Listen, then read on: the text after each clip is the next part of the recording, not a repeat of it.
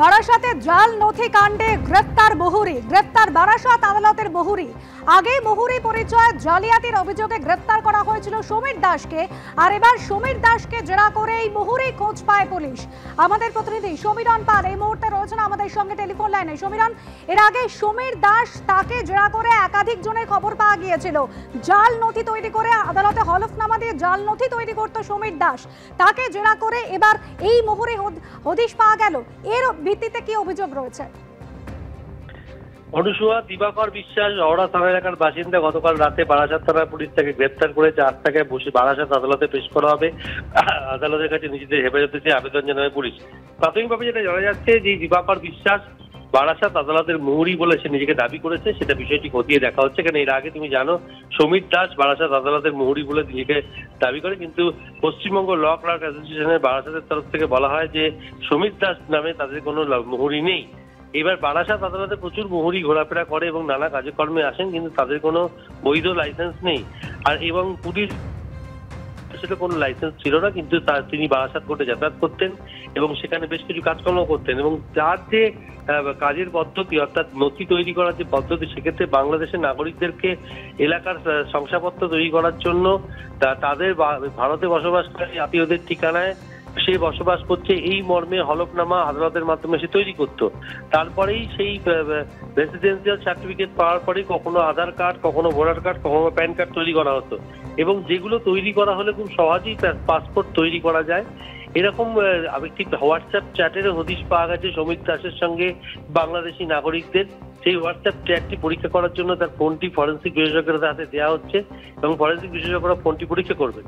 এবং দিবাকর বিশ্বাস তাকে সাহায্য করতে ওই সমস্ত নথি তৈরিতে প্রাথমিকভাবে পুলিশ জানতে পেরেছে। তুমি জানো এর আগে কৌশিক মণ্ডল এবং চন্দন চক্রবর্তীকে গ্রেপ্তার করেছে বারাসাত থানার পুলিশ। গতকাল তাদেরকে 6 দিনের পুলিশ হেফাজতে নির্দেশ দেয়। এই নিয়ে মোট তার 3 জন সহযোগী গ্রেপ্তার করা হয়েছে, কিন্তু বারাসাতেরই বাসিন্দা সমীর দাসের ঘনিষ্ঠ সহযোগী একজন সমীর দাস গ্রেপ্তার হওয়ার পর থেকে সে পলাতক। তার খোঁজে হন্যে হয়ে খুঁজছে বারাসাত থানার পুলিশ।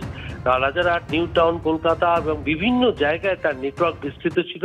এমনকি বাংলাদেশের বিভিন্ন প্রান্ত থেকে নাগরিকরা যখন এদেশে আসার আগে তাকে ফোন করতো, সমস্ত নথি তাতে তারা যেন হাতে গরম চটজলদি পেয়ে যায়।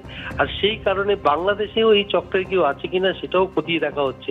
তবে যেটা সমীর দাস, যেটা করোনা কাল থেকে যেভাবে এই ব্যবসার সঙ্গে যুক্ত ছিল এবং রীতিমতো রেড চার্ট দিয়ে তিনি ব্যবসা করতেন এবং তাকে নানাভাবে বিভিন্ন প্রান্ত থেকে সাহায্য করার অভিযোগে একে একে গ্রেপ্তার হওয়া শুরু হয়েছে। গতকাল কৌশিক মণ্ডল এবং আজকে দিবাকর বিশ্বাস। একেবারে ধন্যবাদ সমীরণ। পাসপোর্ট জালিয়াতি কাণ্ড এবং সেই জালিয়াতি কাণ্ডে একাধিক গ্রেপ্তার, এবং এক্ষেত্রে মূল সূত্র কিন্তু এই ধৃত সমীর দাস, তার হোয়াটসঅ্যাপ চ্যাট। আপনাদের দেখাবো এইভাবে অবৈধ পাসপোর্টের কারবার যেভাবে চলতো, সেই জালিয়াতি চক্রে একাধিক গ্রেপ্তার হয়েছে।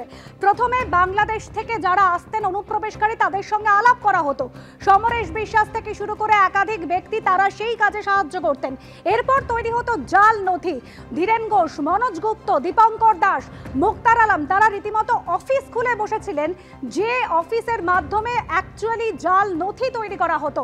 একাধিক গ্রেফতার হয়েছে সমরেশ বিশ্বাস, মনোজ গুপ্ত থেকে শুরু করে একাধিক ব্যক্তি।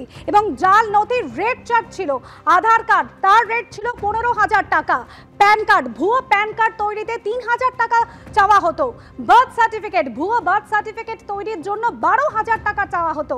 আর এই সমস্ত জাল নথি তৈরি করে ভারতীয় পাসপোর্ট তৈরি করা হতো। সেই ভারতীয় পাসপোর্ট পৌঁছে যেত এই সমস্ত অনুপ্রবেশকারীদের হাতে।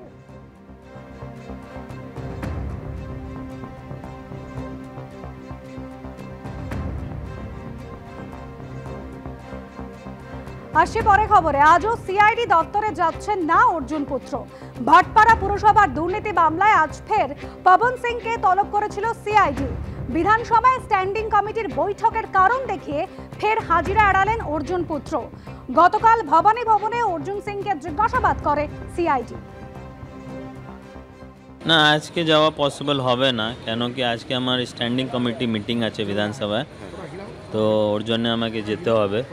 আমি 8 তারিখেও আমার ডেট ছিল, তো 8 তারিখে আমি যে লেটার করেছি ওখানে অলরেডি মেনশন করেছে কি আমি 10 তারিখ পরে, মিনস 11 তারিখ 12 তারিখ এরকম ডেট দিলে আমি যেতে পারবে।